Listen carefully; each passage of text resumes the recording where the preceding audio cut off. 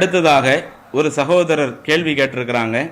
நான் நன்றாக படிக்கக்கூடிய இளைஞர், IAS ஆக வேண்டும் என்று ஆசைப்படுகிறேன். அதே சமயம் என் கல்வி அறிவை உலக கல்வியில் செலுத்தாமல் மார்க்க கல்வியில் செலுத்தி நல்ல தாயியாக வேண்டும் என்று என் மனது ஆசைப்படுகிறது. நல்ல முக்மீனாக இந்த உலக வாழ்க்கை வாழ எது சிறந்தது, விளக்கம் தரவும் அப்படின்னு ஒரு சகோதரர் கேட்கிறாங்க. இஸ்லாமிய மார்க்கத்தை பொறுத்த வரையில இஸ்லாம் நீங்க மார்க்க கல்வியை மட்டும்தான் படிக்கணும், உலக கல்வியில நீங்க படிக்க கூடாது, உலக கல்வியில பல பட்டங்களை பெறக்கூடாது, உலக கல்வியை நீங்க நல்ல முறையில படித்து உயர்ந்த அதிகாரங்களை பெறக்கூடாது என்றெல்லாம் சொல்லக்கூடிய மார்க்கம் இஸ்லாமிய மார்க்கம் கிடையாது. கல்வியை பற்றி அதிகம் ஆர்வமூட்டக்கூடிய ஒரு மார்க்கமாகத்தான் இஸ்லாம் இருக்கிறது. இன்னும் சொல்ல போனால் ஒருவன் இந்த இஸ்லாமிய மார்க்கத்தை சரியாக புரிந்து கொள்வதற்கும் அவனுக்கு உலக கல்விங்கிறது அவசியம். உலக கல்வி இல்லாமல் நாம் இந்த இஸ்லாத்தினுடைய சில சட்ட திட்டங்களை அறிந்து கொள்வதை சிரமம் என்கிற அளவிற்குத்தான் நமக்கு இஸ்லாமிய சில சட்ட திட்டங்களை குறிப்பிடுகிறது. அப்ப இஸ்லாமிய மார்க்கம் ஒன்றும் எதற்கு எதிரானது கிடையாது, உலக கல்விக்கு எதிரானது கிடையாது. உதாரணத்திற்கு சொல்வதாக இருந்தால், இன்றைக்கு இஸ்லாமிய மார்க்கம் வாரிசுரிமையை பற்றி பேசுகிறது. ஒருவர் இறந்து போகிறார், இறந்து போகக்கூடியவர் ஆணாக இருந்தாலும் பெண்ணாக இருந்தாலும் அவருக்கு பிள்ளைங்க இருக்கிறாங்க, அவங்களுக்கு பெற்றோர்கள் இருக்கிறாங்க, அவங்களுக்கு உடன் பிறந்தவங்க இருக்கிறாங்க.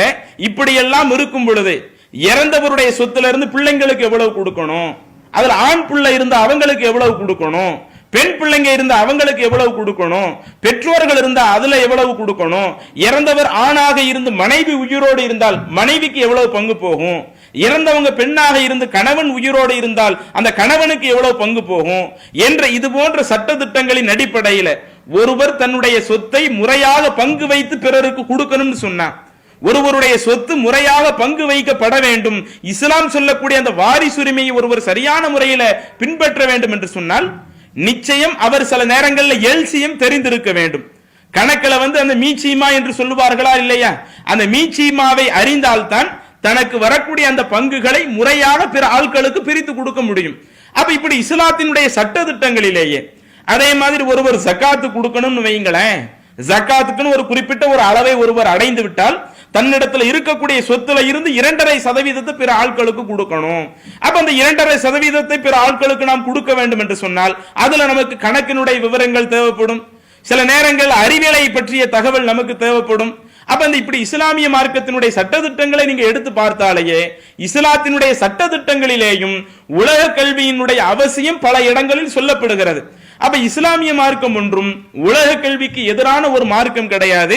ஒருவர் IAS ஆக விரும்புகிறாரு, அதுதான் அவருடைய ஆசை என்றால் தாராளமாக அவர் IAS ஆகலாம்.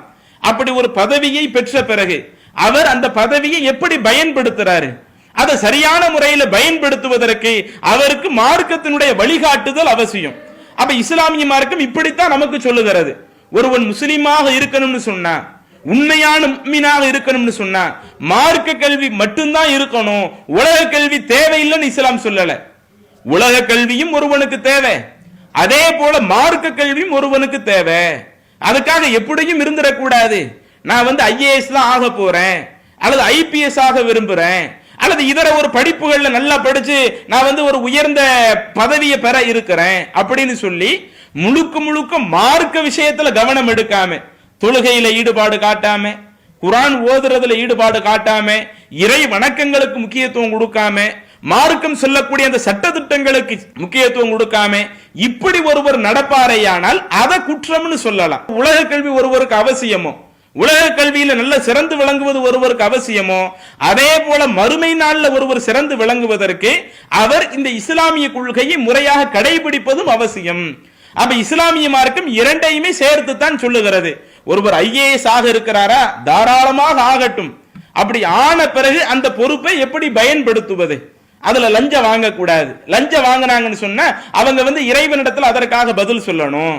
ஒருவருக்கு ஒரு குறிப்பிட்ட ஒரு பொறுப்பு வழங்கப்பட்டு அந்த பொறுப்பு அவர் சரியாக நிறைவேற்றலன்னு சொன்னா அது இந்த உலகம் சார்ந்த ஒரு பொறுப்பாக இருந்தாலும் நிச்சயம் இறைவனால மறுமையில விசாரிக்கப்படுவாங்க. அப்ப அவங்க தன்னுடைய பொறுப்பை சீராக சிறப்பாக செய்வதற்கு மார்க்கத்தினுடைய வழிகாட்டுதலும் அவசியம். எனவே இது போன்ற IAS படிக்க வேண்டும் என்று ஒருவர் ஆசைப்பட்டால் தாராளமாக அதற்குரிய முயற்சி எடுக்கலாம்.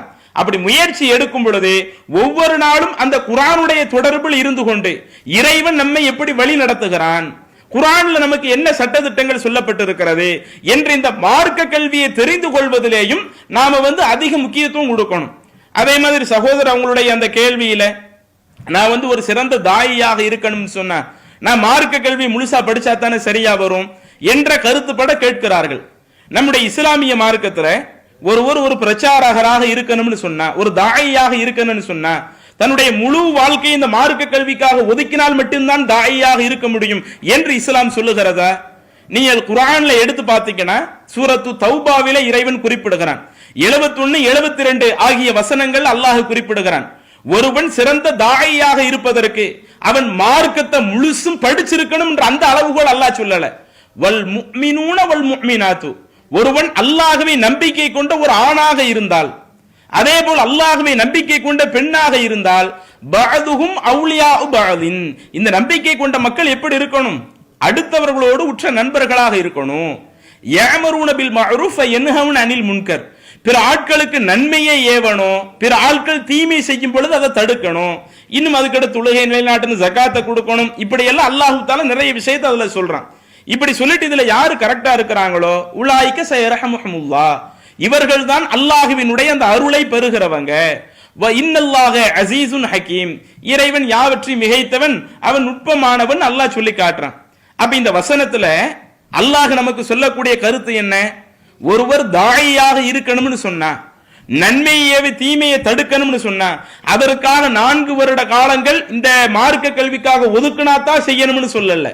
அல்லது ஒரு 7 வருடங்கள் 10 வருடங்கள் தன்னுடைய வாழ்க்கையை முழுக்க முழுக்க மார்க்க கல்விக்காக யார் ஒதுக்குறாங்களோ அவங்க தான் தாவா பண்ணணும்னு சொல்லல. ஒருவன் அல்லாஹ்வை ஏற்றுக்கொள்கிறானா, அவனுடைய தூதரை ஏற்றுக்கொள்கிறானா, அப்படி ஒருவன் அல்லாஹ்வை ஏற்றுக்கொண்டு விட்டாலேயே அவன் தனக்கு தெரிந்த நன்மையான காரியத்தை பிறருக்கு எடுத்துரைப்பது அவன் மீது இறைவன் வழங்கிய ஒரு பொறுப்பு. தனக்கு தெரிந்த பாவமான காரியத்தை பிறர் செய்கிற பொழுது அதை தடுப்பது அது இறைவன் அந்த நம்பிக்கை கொண்ட ஆணுக்கும் பெண்ணுக்கும் வழங்கிய ஒரு பொறுப்பு. அதனால தான் ரசூலுல்லாஹி ஸல்லல்லாஹு அலைஹி வஸல்லம் நமக்கு இன்னொரு நபிமொழியில குறிப்பிடுகிறார்கள், பல்லிகு அன்னி வலவ் ஆயா, என்னிடத்திலிருந்து ஒரு சிறு செய்தி கிடைத்தாலும் அதை பிற நபர்களுக்கு நீங்கள் எடுத்துரைத்து விடுங்கள். பிறருக்கு எடுத்துரைப்பதற்கு, அந்த தாயியாக இருப்பதற்கு இறைவன் நமக்கு சொல்லக்கூடிய அளவுகோல் என்ன? நீங்க முழுசா இதற்காகவே அர்ப்பணிச்சிருக்கணும், நீங்க வேற எந்த ஒரு வாழ்க்கையிலுமே ஈடுபடக்கூடாது, அப்படி இறைவன் சொல்லல. இறை தூதர் நமக்கு அப்படி வழிகாட்டல. ஒருவர் அதற்காக அர்ப்பணித்து வருகிறார் என்று சொன்னால் அது இன்னும் கொஞ்சம் கூடுதல் முயற்சி எடுக்கிறாரு. ஆனால் ஒருவருக்கு ஒரு சிறு செய்தி கிடைத்தாலும் அதை பிறருக்கு எடுத்துரைப்பதுதான் இறைவன் அவர் மீது சுமத்தி இருக்கிற ஒரு பணி. என் வழியாக ஒரு சின்ன செய்தி கிடைத்தாலும் அதை பிறருக்கு எடுத்துரைத்து விடுங்கள் என்று அல்லாஹ்வுடைய தூதர் குறிப்பிடுகிறார்களே. அப்ப இந்த நபிமொழி நமக்கு உணர்த்துறது என்னன்னா, நாம தாவா செய்யறதற்கு நாம முழுசா 4 வருஷம் படிக்கணும் என்று அல்ல. நாம 4 வருடங்கள் படிக்காமலேயே முழுக்க முழுக்க இந்த மார்க்க கல்வியின் பக்கம் நாம ஒதுக்காமலேயே நாம அவ்வப்போது ஒவ்வொரு நாளும் அந்த மார்க்கத்தினுடைய தொடர்பில் இருந்து கொண்டு நமக்கு கிடைத்த அந்த செய்திகளை நாமளும் முறையாக பின்பற்றி பிற ஆட்களுக்கும் எடுத்துரைக்கிற இந்த நல்ல பண்பு ஒவ்வொரு நம்பிக்கையாளர்களிடத்துல இருக்கணும். அது IAS படிச்ச ஒரு முஸ்லிமா இருந்தாலும் சரி, அல்லது படிப்பறிவே இல்லாத ஒரு முஸ்லிமாக இருந்தாலும் சரி, அவர் இஸ்லாமிய மார்க்கத்தில் பயணிக்கிறார் என்று சொன்னால் தனக்கு தெரிந்த நன்மையான காரியத்தை பிறருக்கு எடுத்துரைக்கணும். தனக்கு தெரிந்த அந்த தீமையான காரியத்தை பிறர் செய்தாங்கன்னு சொன்னா அதை தடுக்கக்கூடியவர்களாக இருக்கணும் என்கிற இந்த தாவா பணியை அது எல்லா சாரார்களுக்கும் பொதுவான ஒரு பணியாகத்தான் அல்லாஹ்வும் நமக்கு குறிப்பிடுகிறான். அல்லாஹ்வுடைய தூதரும் அப்படித்தான் அன்றைய காலத்தில் உள்ள அந்த சமுதாயத்தை உருவாக்கினார்கள். எனவே சம்பந்தப்பட்ட அந்த சகோதரர் நீங்க இன்னும் நீங்க கொஞ்சம் யோசியுங்க. அல்லது நம்ம இது இந்த ஒரு துறையை நம்ம தேர்ந்தெடுப்போமா, இந்த துறையை தேர்ந்தெடுப்போமா, ரெண்டுமே நமக்கு சமநிலையில் தெரிவது என்று சொன்னால் இது போன்ற நேரங்கள்ல மார்க்கம் நமக்கு இஸ்திகாரா என்கிற ஒரு தொழுகையை நமக்கு கற்றுத் தருகிறது. ஒரு 2 ரக்காயத்து நீங்க தொழுதுட்டு இறைவன்கிட்டயே நீங்க அதனுடைய பொறுப்பை சாட்டி, இறைவன் இந்த 2ல எதை நான் தேர்ந்தெடுத்தாலும் எனக்கு ரொம்ப சிறப்பாக இருக்கும், உங்களுக்கு ரெண்டுமே சமநிலையில் இருக்கும் பட்சத்துல மார்க்கம் நமக்கு உலக கல்வியும் தேவை என்று சொல்லுகிறது, மார்க்க கல்வியும் தேவை என்று சொல்லுகிறது. ஒருவர் உலக கல்வியில சிறந்து விளங்கி மார்க்கத்தையும் பிறருக்கு எடுத்துரைக்கிறாங்க, அவர் தன்னுடைய அந்த மார்க்க விஷயத்திலையும் கரெக்டா நடக்கிறாரு அப்படின்னு நாம் அவரை எடுத்துக்கொள்ளலாம். இறைவனிடத்தில் அவர் நிறைய நன்மைகளை பெறுவதற்கு அந்த மார்க்க விஷயத்துல சரியாக நடப்பது ஒரு வாய்ப்பாக இருக்கும். அல்லது இதற்கும் மேல இல்ல நம்ம 2ல எதை தேர்ந்தெடுக்கிறது, நம்ம தேர்ந்தெடுக்கிறதுல ஒரு முடிவு இல்லாம இருக்குதே என்று நினைப்பீர்களே. ஆனால் அப்ப இது போன்ற சந்தர்ப்பங்கள்ல தான் மார்க்கம் அனுமதிக்கப்பட்ட, ரெண்டுமே அனுமதிக்கப்பட்ட விஷயம் தான். இப்படி மார்க்கத்தில் அனுமதிக்கப்பட்ட ரெண்டு விஷயங்கள்ல இதை தேர்ந்தெடுக்கிறதா அதை தேர்ந்தெடுக்கிறதா என்கிற ஒரு குழப்பமான ஒரு நிலை நமக்கு ஏற்படுகிற பொழுது இஸ்திகாரா என்கிற ஒரு தொழுகையை இஸ்லாமிய மார்க்கம் நமக்கு சொல்லி தருகிறது. அந்த அடிப்படையில் 2 ரக்காயத்து நீங்க அந்த இஸ்திகாரா தொழுது விட்டு நீங்க இறைவனிடத்தில் அந்த பொறுப்பு சாட்டி விட்டு அடுத்து ஒரு முடிவெடுங்க. அல்லாஹு தஆலா நம்மளுடைய அந்த எண்ணங்களுக்கு ஏற்ப கூலி வழங்க போதுமானவன் என கேட்டுக்கொண்டு இந்த பதிலை நிறைவு செய்கிறேன். இஸ்லாம் மற்றும் சமுதாய செய்திகளை அறிந்து கொள்ள தமிழ்நாடு தௌஹீத் ஜமாஅத் யூடியூப் பக்கத்தை உடனடியாக சப்ஸ்கிரைப் செய்து கொள்ளுங்கள். மேலும் பெல் பட்டனையும் கிளிக் செய்து கொள்ளுங்கள்.